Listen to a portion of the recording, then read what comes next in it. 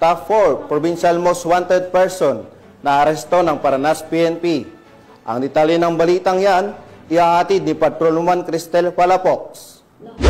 Otoridad ang nakatalagang top 4 provincial most wanted person na may kasong 2 counts statutory rape sa Barangay 6 Poblasyon, Katbalugan City, Samar. Naresto ang akusado bandang alas 4:25 ng hapon ang matauhan ng Paranas Municipal Police Station sa bisa ng warrant of arrest para sa kasong 2 counts statutory rape na walang inirekomendang piyansa. Ang akusado ay dinala sa Paranas MPS para sa kaukulang dokumentasyon at tamang disposisyon. Patuloy ang ating kapulisan sa pagpapatupad ng mga operasyon upang mahuli ang mga lumalabag sa batas, ipagkaloob ang hustisya sa mga biktima at mapanatili ang kaayusan at kaligtasan ng komunidad tungo sa minimithi natin na bagong Pilipinas.